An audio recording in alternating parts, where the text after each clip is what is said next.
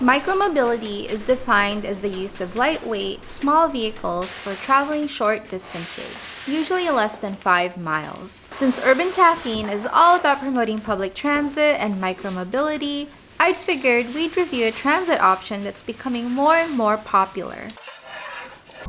Today, we are reviewing the TurboAnt M10 Lite Scooter. Welcome to Urban Caffeine. My name is Thea and you're watching a channel that helps ease the pain of getting around in New York City. If you want more videos on urbanism and public transit, make sure you hit subscribe and that notification bell. And if you like review videos like this, make sure to hit that like button so I know to make more of them. As a disclaimer, TurboAnt did give me the scooter to review and give my honest opinion on. So let's get to it. The TurboAnt M10 Lite Scooter has a 350-watt motor with a range of 15.5 miles. And in New York City, this is plenty. By subway, most people travel an average of 5 or more miles. By walking, it's 1 or less mile, so for a bike or scooter, the scope is usually between that 1 to 5 miles. I personally bike or scoot up to 2 miles because in New York City, everything's so dense that a mile might as well be 10 miles. So for the range of 15.5 miles here in New York City, that's more than enough. According to the manual, 15.5 miles is what this scooter was tested at with the second speed level, and we'll get to these speed levels later in this video. At full battery, with a rider of 165 pounds, on a beautiful day, and with full tires on a flat road. So the range of this scooter is plenty for most trips around the city, even if you include hills.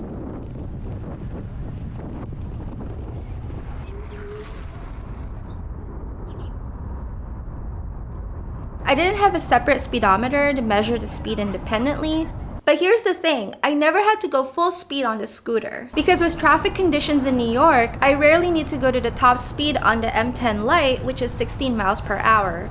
But no, I'm not a super aggressive scooter or scooterist, or whatever you call a person that rides a scooter rider. The majority of my rides stay around 13 miles per hour according to the scooter's odometer. And speaking of the scooter's odometer, let's take a look at the cockpit. You have the power button, of course. Your speed is this number right here. These lines or bars indicate the battery levels. Right now, the scooter is fully charged, showing all the bars. And this is the motor icon. Being on means that propulsion power is available. You can toggle between 2 speed levels. Level 1 is slower and you max out at 10 miles per hour. Level 2 lets you max out your speed at 16 miles per hour and acceleration is faster. I can think of 2 advantages to this. First, if you're new to scooting, you probably want to go at a slower pace. This will prevent you from suddenly speeding up too quickly. And secondly, if you want to conserve battery but are not too concerned about how fast you are going, especially if you're going up hills, then this is great to have. Going slower will help save battery. With another push of the power button, the lights of the scooter turn on. You have a light at the front which is adjustable and in the rear. Your throttle is on the right hand. If you keep a consistent speed and hold the throttle in the same position for 6 seconds, cruise control will engage. To disengage cruise control, just use the throttle again, the brake lever, or the speed button. I'll touch up more on this brake later, which is weirdly on the left. You also have a bell and a built-in hook to hold the stem down, which I'll mention once we get to folding down the M10 Lite. The TurboAnt M10 Lite is a kickstart scooter, meaning you have to manually kick it forward before starting the motor. Honestly, it doesn't take that much to get the scooter started. The scooter is equipped with a dual brake system. This means there are 2 ways to stop the scooter. The handbrake engages both the manual brake and the electronic brake. Regarding this brake, as someone from the United States, it's a bit weird that the brake is on the left hand.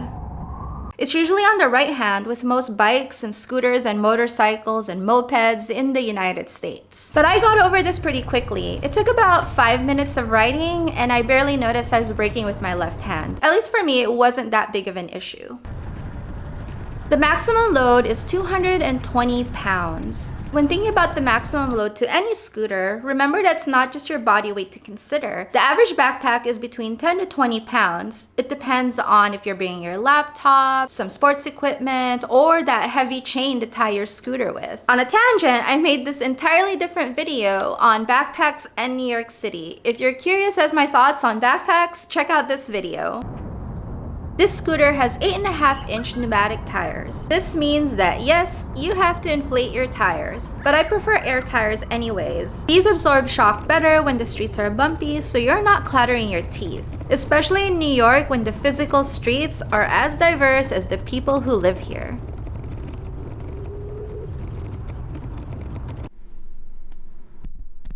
The charger port is at the bottom of the board, which is super convenient since outlets are usually near the floor. It takes 4 to 5 hours to charge fully from empty, so even less when the battery is half full. When I tested the scooter, I went for 9 miles and only depleted 1 bar of the battery. Granted, I'm pretty lightweight. Someone who's heavier or carrying heavier things with them will consume more battery. But despite this, despite being lightweight, despite not carrying a lot with me, covering 9 miles with a quarter or maybe 2/3 of the battery is impressive. Like most scooters, the M10 Lite is foldable. To fold it, just turn the stem safety latch and pull down the folding spanner. Then you can fold the stem down and secure it with the built-in hook. And you carry it from the stem. The M10 Lite weighs about 30 pounds in case you were wondering and want to take it to the subway. I personally did not take the scooter on the subway just because the subway is not friendly with anything with wheels. Having said that, even though I just use the M10 Lite within my neighborhood, it's extremely useful. I use it when meeting up with people for coffee, attending neighborhood events, reading at the park, or just going for a ride on a nice day. By walking, I can comfortably cover about a mile distance from where I live. With a scooter, I can double or triple that. As I said earlier, 1 mile in New York might as well be 10 miles because it's so dense with shops and restaurants and businesses. So if I can double or triple my range with a scooter, think of all the access that I gain. And now we come to the costs. The full price of the TurboAnt M10 Lite is $369.98.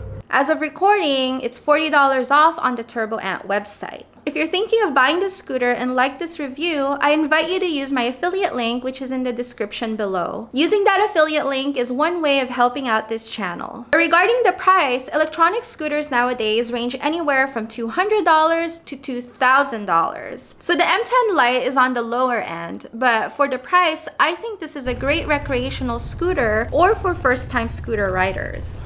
And if you live in New York City, remember that a round trip on the subway is $5.50. Just using the subway twice a week, round trip is about $44 a month. And New York City gets about 7 months of good scooter weather. So for twice a week, round trip on the subway for 7 months is equal to $308, almost the same price as a scooter. Something to consider. And it's just not the money-saving aspect that I like about having a scooter, but it's also the time. You're no longer at the mercy of the schedule of the subway, especially if you're only traveling short distance. Because sometimes you ride a subway and it's only a 10-minute ride on the subway, but then you have to wait for the train for 10 minutes. So that doubles the time that you're traveling. All in all, I think the TurboAnt M10 Lite is a great beginner scooter or recreational scooter for those that need a faster way to get around the neighborhood without a lot of fuss. What I like about it is that the battery life is excellent and the design is simple and easy to use. My only wish, and this goes for all scooters across the board, is that manufacturers would add a metal ring on the stem to put a lock through. Unlike a bike, you can easily lock it because of the shape of its frame. But with a scooter, it's hard with just the stem. I had a scooter stolen once because the thieves were able to wiggle out the stem from the chain. So make sure you learn how to lock your scooter properly. That's all I've got. Thank you, TurboAnt, for letting me review one of your latest products. Until next time, thank you all so much for watching, and until the next video, happy New Yorking.